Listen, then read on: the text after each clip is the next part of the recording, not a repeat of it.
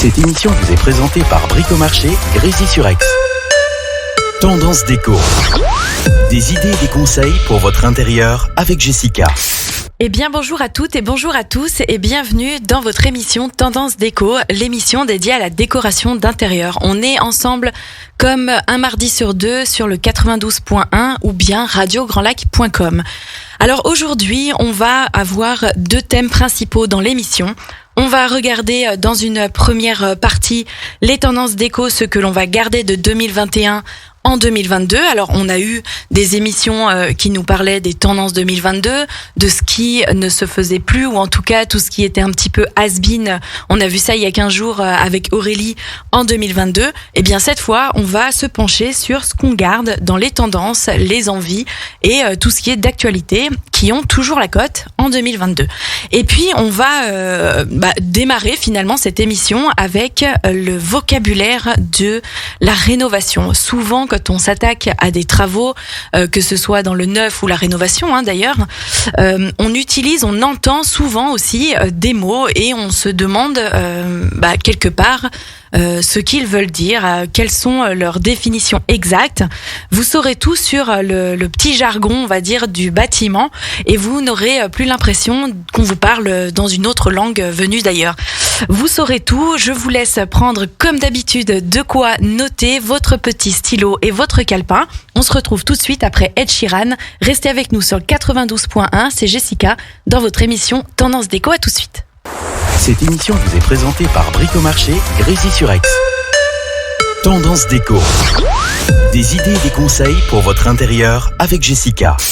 C'est parti, on est toujours ensemble, on va découvrir le vocabulaire de la déco, si je puis dire, des travaux de la rénovation. Je vous rappelle que vous êtes dans l'émission Tendance Déco. On est ensemble jusqu'à 14h, c'est Jessica et bienvenue aux personnes qui nous rejoignent. Alors souvent, quand on est confronté à des travaux de rénovation ou en tout cas de rafraîchissement peut-être parfois, on est confronté à des mots qu'on ne comprend pas forcément. On va découvrir ensemble de quoi il s'agit. Alors le numéro 1, quand on entend de faire corder la peinture, il peut arriver que si vous appelez un professionnel, un peintre, il va peut-être vous parler de ça selon vos envies, vos besoins. Est-ce qu'on fait corder la peinture ? Alors là, vous allez le regarder avec des grands yeux, mais de quoi il me parle ? Alors faire corder la peinture, il s'agit simplement de laisser apparaître les coups de pinceau. On va faire un mur, au lieu qu'il soit absolument lisse, uni, nickel, si je puis dire, eh bien on va volontairement faire des coups de pinceau et on va laisser apparaître les coups de la brosse du pinceau pour donner un effet, et c'est ce qu'on appelle donc faire corder la peinture. Voilà pour ce premier mot, cette première expression. Alors, toujours quand on parle de mur, de revêtement de mur, après la peinture, on entend bien souvent maroufler, le mot maroufler. Alors souvent on l'entend dans des émissions ou on le lit dans des magazines. Maroufler est un mot souvent utilisé. Beaucoup d'entre vous savent certainement déjà de quoi il s'agit. Eh bien, il s'agit tout simplement de faire adhérer le papier peint au mur en passant une brosse pour tout simplement faire partir les petites bulles d'air qui auraient pu se glisser entre le papier peint et le mur. Histoire là justement que ce soit une pose absolument nickel, surtout quand il y a des raccords sur le papier peint. Eh bien, on va le poser et on va maroufler. Alors, comment ça se passe ? Parce que du coup, on a tous en tête le papier peint ou en tout cas la tapisserie qu'on devait étaler sur une grande table, encoller et ensuite poser après contre le mur. La plupart maintenant sont intissés, ce qui veut dire qu'on applique directement la colle sur son mur et on va venir poser son papier. Le fait de maroufler va permettre au papier peint d'épouser parfaitement le mur. Maroufler, ça veut dire donc on fait adhérer le papier peint avec une brosse. Alors on a également dans le petit jargon le mot popote. Alors qu'est-ce que la popote ? C'est tout simplement un produit qui va nettoyer un meuble. Alors souvent dans les envies de restaurer nos meubles, on fait un petit clin d'œil à la part écologie. Quand on ne veut pas se séparer de meubles en bon état, de meubles en bois j'entends, et qu'on veut les relooker, qu'on veut les recustomiser, eh bien, on va dégraisser ce meuble, on va le lustrer, on va enlever les rayures, on va enlever tout ce qui peut faire en sorte que le meuble a vieilli. On va utiliser ce produit, la popote, pour nettoyer ce meuble qui peut souvent être verni, qui peut être ciré, et ça va lui redonner un coup de peps, un petit coup de jeune sur un ancien meuble qu'on voudrait relooker. Alors, toujours quand on utilise les produits, on a vraiment aussi une autre possibilité, c'est d'utiliser une queue de morue. Alors, qu'est-ce que la queue de morue ? Alors là, pour le coup, si vous avez un artisan qui vous parle de ça, vous allez vous dire, bon là, il se moque de moi. Mais finalement, une queue de morue, c'est un pinceau. Ça va être une brosse qui est plus plate, par exemple. On verra plus tard, justement, d'autres types, parce qu'il existe plein d'outils et de types de pinceaux. La queue de morue, c'est une sorte de pinceau. Il est plat et il va servir, il est assez large et il va servir à appliquer des vernis, des lacs. Voilà, plus le pinceau va être large et plus le vernis et la laque pourra être étalé facilement, si je puis dire facilement. Voilà. Donc une queue de morue, c'est un autre des mots un peu bizarres qu'on peut retrouver, mais qui existe bien et en tout cas qui signifie donc que c'est un pinceau avec une tête, avec une brosse plate. Autre mot finalement qui peut encore une fois poser questionnement. On va parler quand on parle de décoration d'intérieur et notamment de décoration murale, de passe-partout. Alors il s'agit pas là de faire un petit remake de Fort Boyard. Un passe-partout, c'est tout simplement une technique d'encadrement.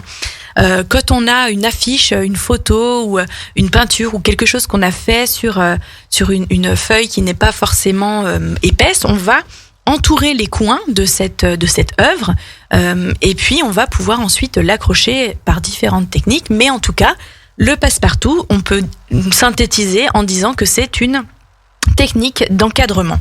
Voilà, on va entourer, protéger les coins de cette peinture, de cette photo, grâce à cette technique. Toujours alors, je fais une petite parenthèse puisque dans les encadrements, on a énormément de possibilités. Hein. Ça peut être du cadre avec un aspect bois, ça peut être un encadrement en alu. Alors l'avantage, c'est qu'un encadrement en alu, on va pouvoir être soit avec un encadrement noir ou en blanc selon la photo, l'image qu'on veut mettre en valeur. On peut choisir sa couleur d'encadrement sur différents encadrements, tout simplement. Dans le jargon, toujours encore une fois, de la rénovation, des travaux, dans tout le milieu de la déco et du bâtiment, on retrouve aussi plusieurs mots ou expressions, en tout cas, des fois on comprend pas tout. On a aussi le va-et-vient. Alors qu'est-ce que le va-et-vient ? Alors souvent là, c'est quand on va basculer sur un jargon électrique, si je puis dire.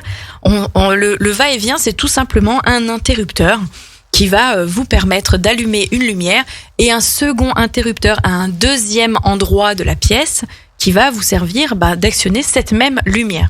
On retrouve ça souvent dans les grandes pièces de vie. Hein. Alors c'est tout simple, hein. Tout le monde en a ou presque chez soi. Mais voilà, des fois le va-et-vient, on peut se dire, qu'est-ce que c'est ? C'est deux interrupteurs qui servent à alimenter, à allumer ou éteindre le même point lumineux. C'est pratique, comme je vous le disais, dans les grandes pièces de vie, à l'entrée et en sortie de pièces de vie, pour éviter à chaque fois justement d'aller d'une pièce à l'autre pour utiliser un seul interrupteur.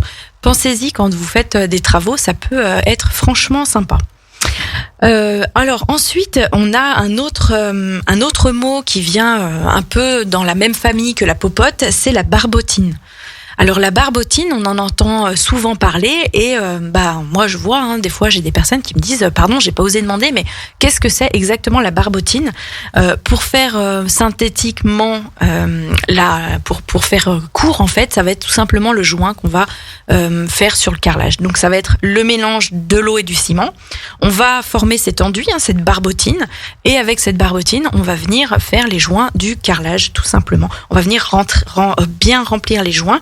Et tout ça, justement, c'est utilisé avec un outil en caoutchouc qui s'appelle une raclette. Voilà. Alors là, c'est aussi un autre mot des fois sur lequel on peut buter. Qu'est-ce qu'une raclette ? Alors hormis le plat savoyard qu'on connaît tous, la raclette, justement, elle va permettre à la barbotine de remplir les joints entre les carreaux. On a vu déjà quelques mots, quelques expressions. On en a encore quelques-uns sous le coude. Je vous propose qu'on se fasse une toute petite pause. Restez avec moi, c'est Jessica. On est ensemble jusqu'à 14h dans votre émission Tendance Déco sur le 92.1. On se fait une petite pause ensoleillée avec Elton John et Dua Lipa. À tout de suite. Tendance Déco. Des idées et des conseils pour votre intérieur avec Jessica. On est toujours ensemble, on a fait une pause avec Elton John et ça met la banane, surtout qu'aujourd'hui, en ce mardi 8 février, le soleil est avec nous et ça fait du bien. Alors, ce qui fait du bien aussi, c'est du coup de découvrir finalement les mots qui nous sont présentés ou qu'on entend quand on entame des travaux de réno, rafraîchissement, décoration. On est confronté à des artisans qui vont parler avec leurs mots de façon naturelle et des fois, on a un gros point d'interrogation au-dessus de la tête. C'est tout ça qu'on est en train de voir en ce moment dans votre émission Tendance Déco. Alors, on était justement en train de parler de popote, de barbotine, de tout un tas de mots un peu bizarres, voilà, qui forcément ne parlent pas à tout le monde. Toujours dans la lancée des mots où on se demande vraiment de quoi ils parlent. On a des fois entendu parler de tas de lac. Alors, tas de lac, en un seul mot, bien entendu, c'est un enduit qui est à base de chaux. Celui-là, alors on a vu juste avant la barbotine, qui est du ciment et de l'eau pour faire du joint entre les carrelages. Le tas de lac, c'est un enduit qui, lui, est à base de chaux. Il est souvent utilisé dans les pièces humides, voire très humides, telles que les hammams. Il a une texture qui est décorative, une texture un peu luisante décorative. On l'utilise pour faire pourquoi pas des murs ou en tout cas tout ce qui est enduit finalement à base de chaux dans les pièces humides. Comme je vous le disais, ça peut être utilisé en douche. Voilà, je retrouvais plus mon mot. Dans la douche, on peut utiliser cela si on n'a pas envie d'utiliser de la faïence ou certains autres revêtements de murs qui peuvent s'adapter en pièces humides. Dans la salle de bain ou dans la douche, on peut utiliser cet enduit. Alors toujours pareil dans les outils, parce qu'on a parlé là beaucoup de matériaux, d'enduits, de choses comme ça. On rebascule sur les outils. L'araseur, si je puis dire. L'araseur, qu'est-ce que c'est ? Alors, l'apostrophe, un araseur, il va, lui, pour le coup, plutôt servir à couper la moquette. Alors, la moquette, vous allez me dire, mais est-ce que ça existe encore ? Alors oui, ça existe encore. Il existe maintenant même des modèles franchement sympas, avec des motifs très actuels, design. On va avoir vraiment tout un tas de choix sur ces produits-là. On l'utilise souvent dans des chambres. Alors on le retrouve souvent dans des chambres d'hôtel. Et souvent, quand on fait des chambres d'hôtel ou en tout cas des chambres, on peut utiliser la moquette. Alors l'avantage, c'est que maintenant il en existe qui vont être antibactériens, qui vont être traités de façon à être beaucoup plus facilement nettoyables, lessivables, et qui demandent un entretien, en tout cas qui vont avoir un entretien beaucoup plus facile que les moquettes d'il y a quelques années, décennies même, si je puis dire.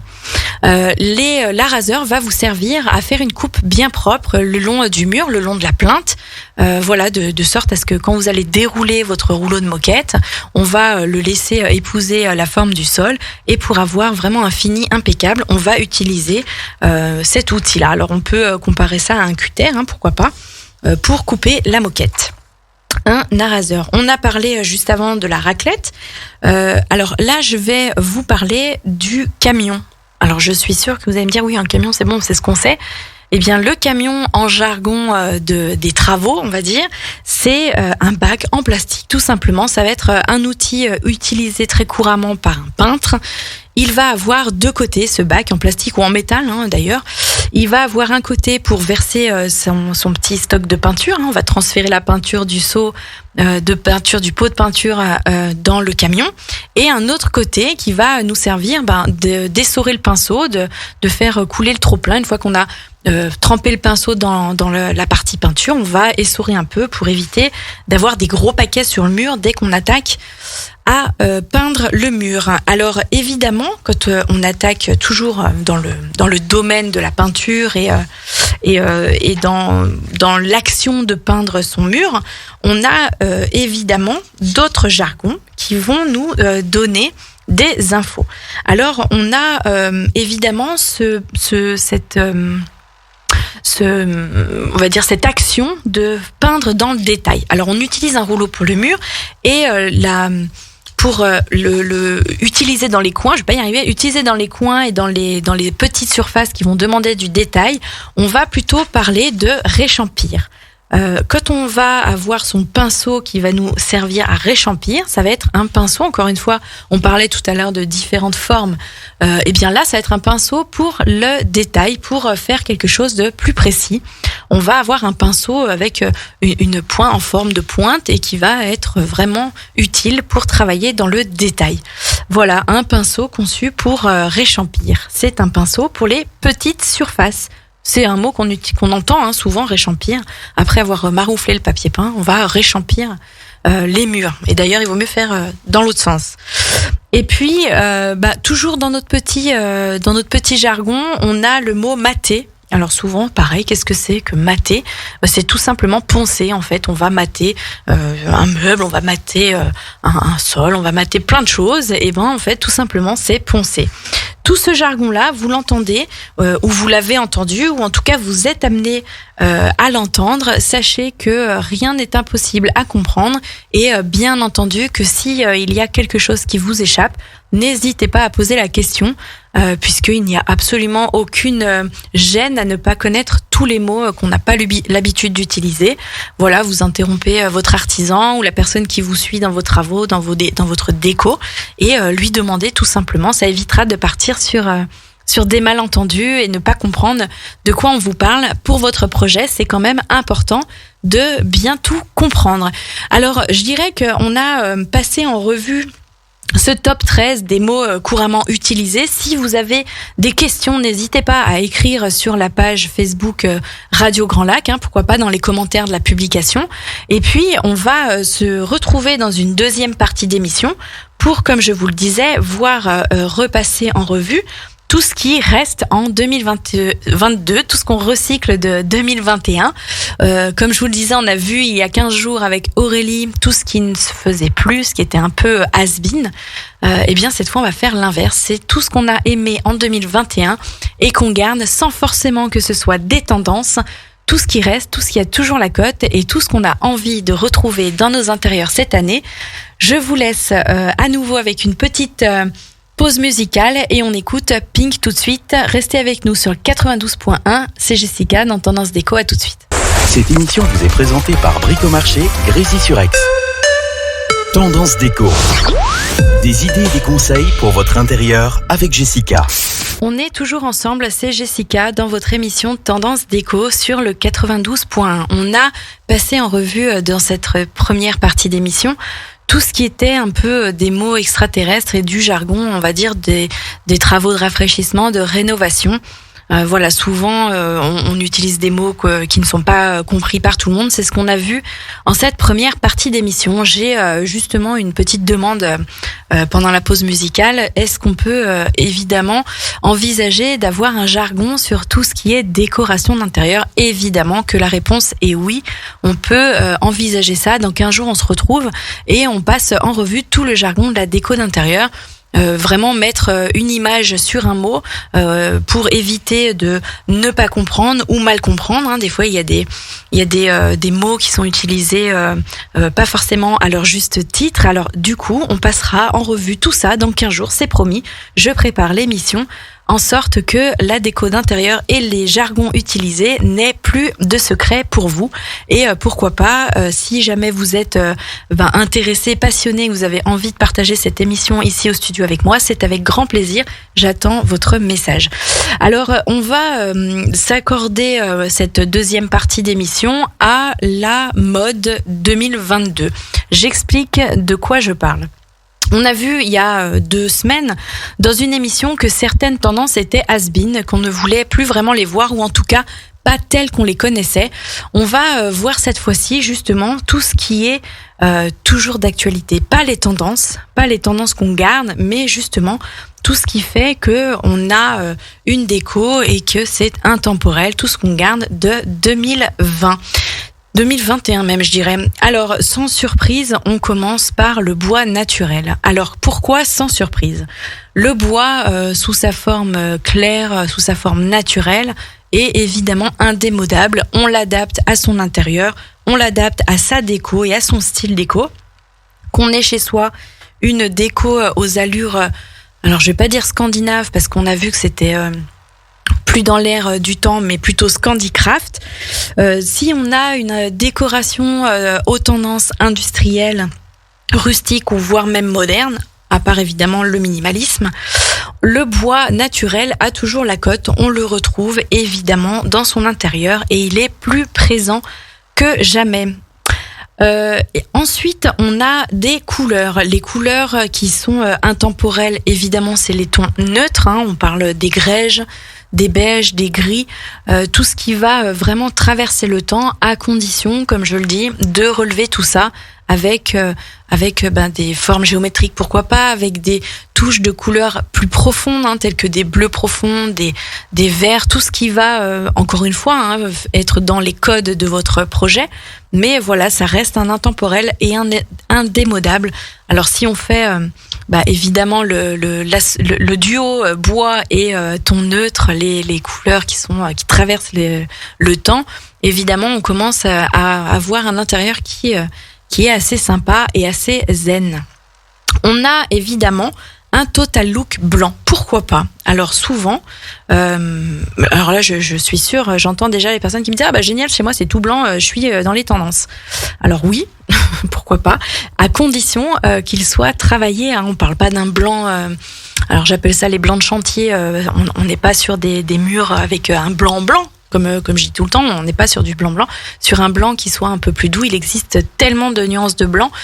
Pourquoi pas faire un total look plafond-mur pareil, un sol. Alors pourquoi pas du carrelage en blanc si on veut opter sur un look épuré minimaliste. Pourquoi pas. Il va après falloir jouer vraiment et jouer d'astuces sur les matériaux, sur les différents motifs. On peut être en total look coloris uniforme et puis mettre un peu de structure avec des motifs géométriques, des motifs aux courbes arrondies, des matériaux. On peut travailler avec des cuirs, avec des lins, avec tout un tas de choses qui vont donner quand même un peu de rythme à cette déco et pas éviter d'avoir vraiment quelque chose de trop fade et pour pas tomber dans ce qu'on appelle souvent la déco hôpital. C'est un peu tristounet effectivement de dire ça comme ça. Dans les tendances 2022, tout ce qu'on garde encore, en tout cas, et qui traverse le temps, c'est le vert sauge. Alors j'en ai souvent parlé de ces verts sauges dans les émissions. On a énormément de possibilités avec ces camailleux-là. D'ailleurs, camailleux, je le note, pareil, encore une fois, on verra dans 15 jours de quoi... Qu'est-ce qu'un camailleux finalement ? On entend souvent parler de camailleux. On peut l'utiliser avec des couleurs. Alors je reviens sur le vert sauge. On peut l'utiliser sur avec des couleurs complémentaires. On peut l'utiliser en dégradé de vert. On peut le marier avec encore une fois du bois. Le bois, ça va avec. C'est le number one, le bois. En tout cas, voilà, le vert sauge, on va avoir tendance à adoucir une pièce. On peut l'utiliser dans une chambre, par exemple. Ça va avoir vraiment tendance à adoucir l'ambiance et à se créer un petit cocooning, une petite bulle de bien-être. Et on peut facilement l'adopter dans sa déco en 2022. Toujours pour cette continuité de couleurs, on en a déjà parlé dans ces émissions, le vert, on ne peut pas parler de vert sans parler de bleu. Et encore une fois, le bleu, un bleu... alors chez Pantone, ils ont toutes les années, il y a la couleur de l'année. Ce bleu qui se ressemble à un bleu pervenche est la couleur de l'année 2022. C'est un bleu finalement assez pastel qui va avoir une atmosphère rassurante, qui va être utilisé pour pourquoi pas alléger des espaces, alléger des volumes. En tout cas, ce bleu est toujours là pour 2022 et on le garde volontiers dans nos intérieurs. Alors il existe souvent des couleurs, avant de passer au reste, il existe souvent des couleurs qui sont comme ça, qui traversent les années, qui traversent les tendances, et au final on peut se dire en fait c'est pas une nouvelle tendance puisque on l'avait déjà l'année dernière. Alors c'est vrai. Ce qui va changer, c'est les associations de couleurs entre elles qui vont être guidées par des tendances ou par d'autres. Et en tout cas, les associations de ces couleurs, les différentes tonalités qu'on va lui donner et aussi les courbes du mobilier et des matériaux qu'on va utiliser avec, va donner à cette même couleur un style vraiment différent. On peut très bien utiliser un bleu profond dans une déco industrielle, mais on peut utiliser ce même bleu, par exemple, dans une décoration art déco. Alors, il y a certains codes qui se retrouvent, mais quelque part, l'ambiance générale peut être complètement différente avec une seule et même couleur. Et c'est justement ces changements de tendance toutes les années qui font que la même couleur qui traverse le temps, elle change d'allure finalement. C'est comme une mode, tout simplement. La déco, c'est comme la mode. C'est un éternel recommencement. Et selon avec tel ou tel matériau, on va l'accorder différemment d'une année sur l'autre. Et ça, c'est les tendances données par les designers chaque année sur différents salons déco et architecture d'intérieur.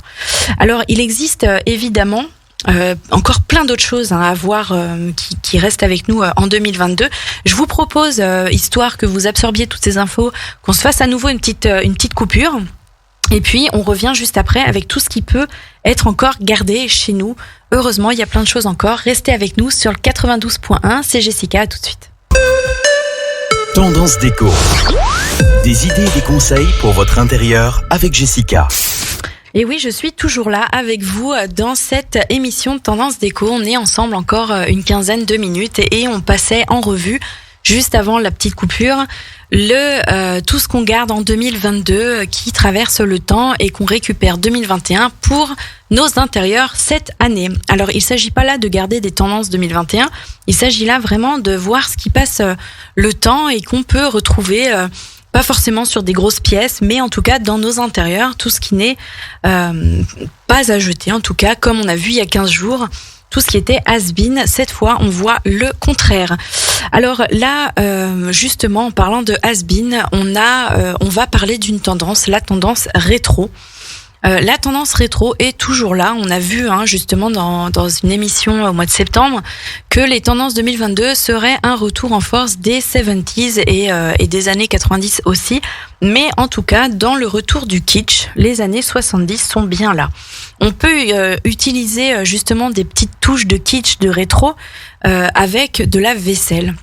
Alors on en voit beaucoup dans des magasins divers et variés, des magasins qui vont vendre de la décoration d'intérieur, des articles de déco, de la vaisselle, tout ce qui est art de la table.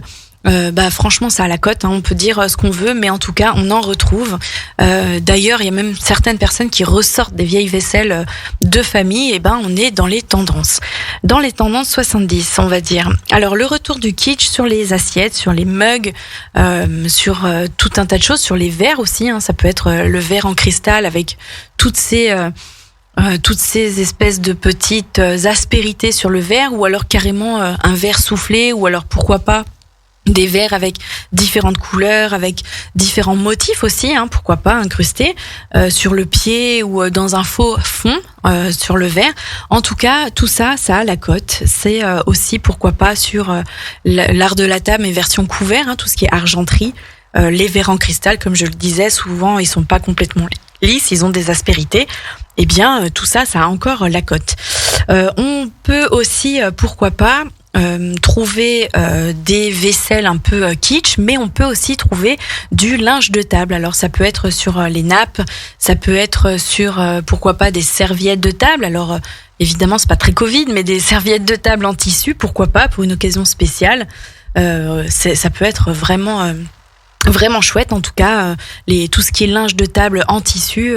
Alors moi personnellement j'adore tout, mais simplement ça peut vraiment avoir de l'allure si on a une occasion particulière sur une déco de table. Alors en parlant de déco de table, ça me permet de faire le lien avec justement cette tendance qui reste encore dans nos intérieurs, ce sont les fleurs. On a parlé il y a quelques semaines avec l'atelier d'Augustine des fleurs. Alors on parlait énormément de fleurs séchées, on parlait de tout un tas de choses avec Anaïs.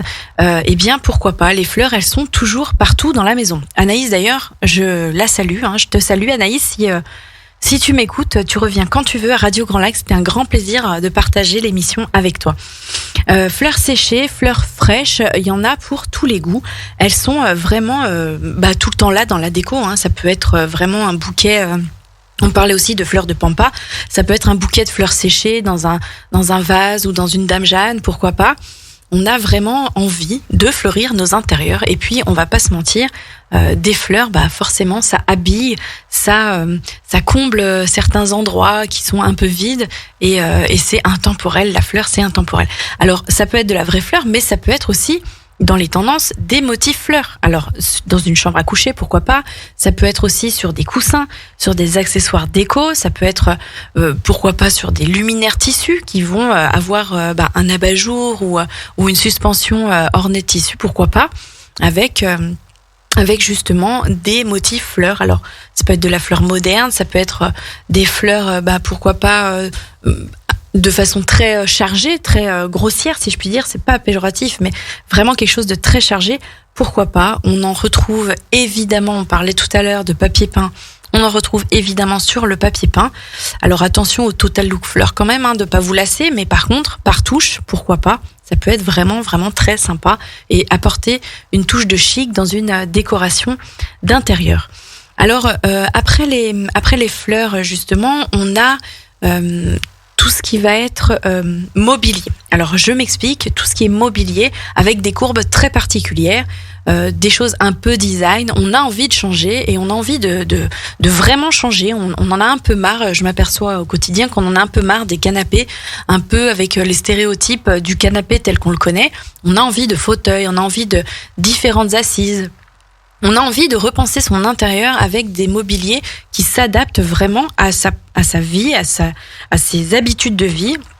On va vouloir modifier le canapé pour plusieurs petites assises puisque on aime recevoir, on aime se retrouver en famille ou entre amis dans le salon et chacun doit pouvoir venir s'asseoir autour d'une table à sa guise et pouvoir moduler les assises dans le salon. Donc tout ça va souvent découler sur des formes douces, arrondies, qui ont vraiment vocation à faire en sorte qu'on se sente bien, à faire en sorte qu'on se sente dans un endroit très cocooning. Et quand on parle de cocooning, forcément, on a envie de mobilier aux courbes arrondies. On est vraiment sur des typologies très marquées de décoration d'intérieur, mais en tout cas, si on n'a pas envie d'avoir que du mobilier aux courbes arrondies, on peut panacher tout ça et le faire de façon harmonieuse pour se sentir bien dans son intérieur. Et puis, en 2022, on a encore une fois toujours cette envie de faire appel à l'écologie, on va dire. On a eu souvent des émissions où on parlait en tout cas de réutiliser tout ce qui était meubles. On parlait tout à l'heure de relooker, de customiser des meubles. On n'a pas envie de jeter, on a envie de garder. Et on a aussi envie d'avoir des matériaux issus de la nature, issus de la terre. Je pense du coup à tout ce qui est poterie, à tout ce qui est vase en céramique, vase en terre cuite, pourquoi pas, un retour vraiment aux sources. Ça continue en 2022, on a vraiment cette envie de se reconnecter à la nature et de l'amener dans nos intérieurs pour éviter tout ce qui est superflu, en tout cas sur certaines décorations d'intérieur.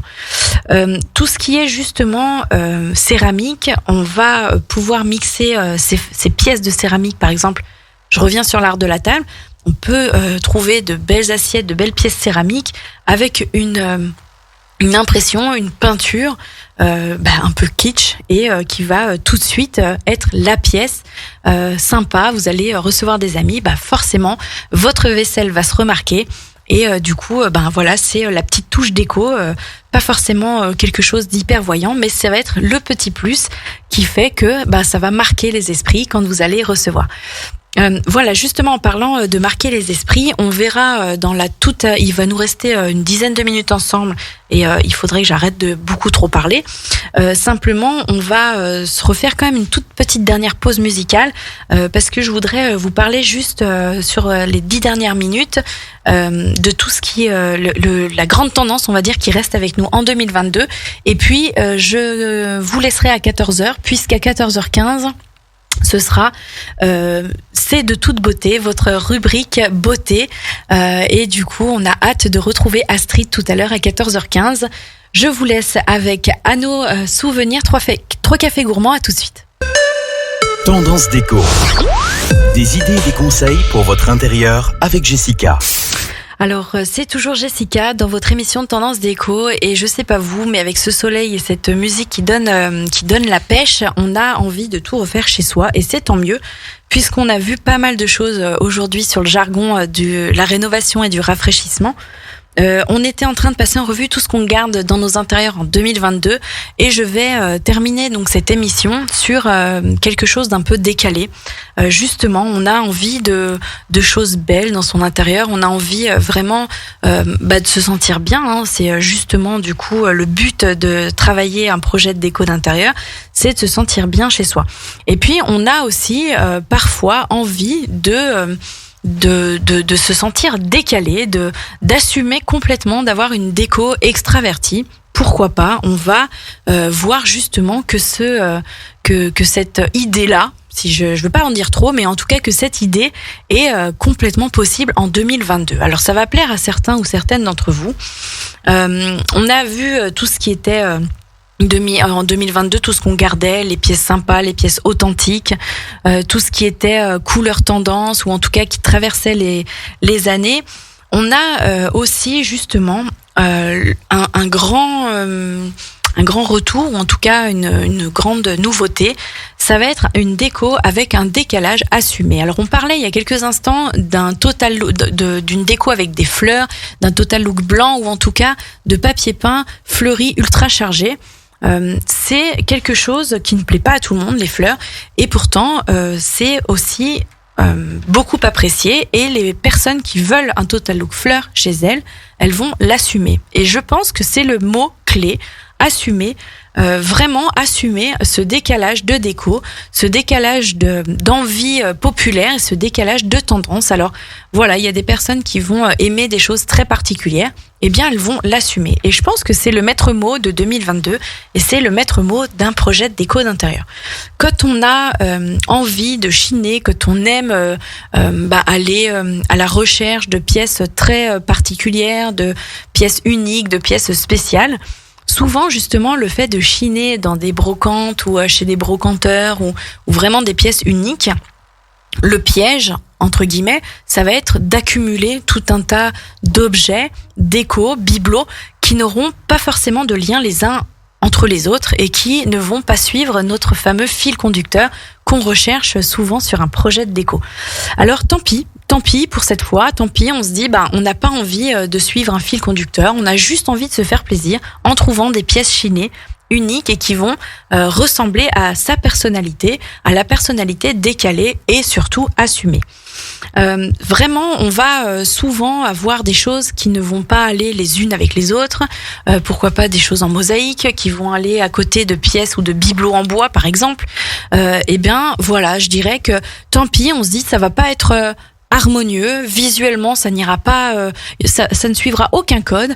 Eh ben je vais même dire tant mieux, finalement ça fait du bien aussi de ne pas se conformer à des codes, à des techniques bien particulières, et on s'en fiche puisque du coup, si j'avais lu une phrase qui m'avait plu quand je me suis inspirée de cette émission, le moche c'est le nouveau beau. Voilà. Alors non pas que ce sera moche chez vous en faisant tout un tas d'accumulations de différents bibelots ou accessoires déco, mais en tout cas, si c'est pas beau, c'est pas grave. On a juste envie d'avoir ces pièces qui nous plaisent et on les assume, et c'est tant mieux.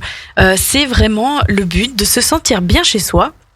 Et si malgré tout vous vous sentez bien chez vous, j'ai envie de dire c'est le principal. Alors voilà, c'était vraiment surtout cette petite parenthèse sur laquelle je voulais revenir en toute fin d'émission.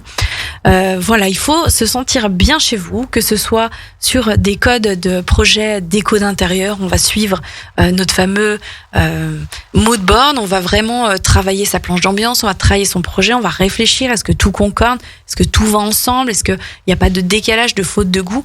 Là justement avec cette nouvelle tendance 2022, la faute de goût, c'est pas grave, on s'en fiche. Et puis si on a envie justement de la créer particulièrement, pourquoi pas, allons-y aussi.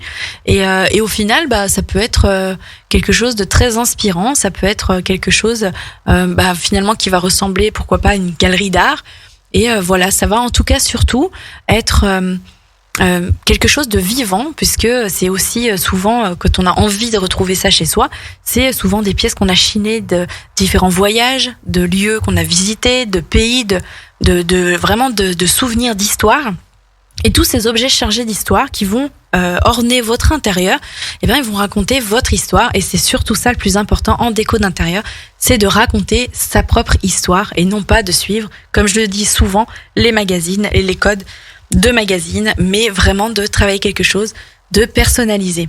Voilà, en tout cas pour aujourd'hui, c'était vraiment ce que j'avais envie de partager avec vous. C'était les tendances 2022 qu'on retrouve, quelles qu'elles soient. Et puis c'est aussi un petit jargon sur la rénovation et le rafraîchissement. Vous retrouverez cette émission en podcast sur la chaîne YouTube de l'émission. Et puis moi je vais vous laisser. Alors je vous promets que dans 15 jours, on se retrouvera avec le jargon et les mots utilisés propres à la décoration d'intérieur. Vous saurez tout sur les différents mobiliers et leurs noms un peu bizarres, mobilier ou revêtements, tout ce qui est en tout cas lié à la déco d'intérieur. Le jargon, vous saurez tout dans 15 jours. Je vous souhaite une très bonne journée. Restez sur Radio Grand Lac puisque Astrid va arriver à 14h15 dans sa rubrique C'est de toute beauté. Elle va, je crois, nous parler de peau aujourd'hui. Alors restez bien sur radiograndlac.com ou sur le 92.1. Je vous souhaite une très belle semaine ensoleillée et à dans 15 jours. Merci.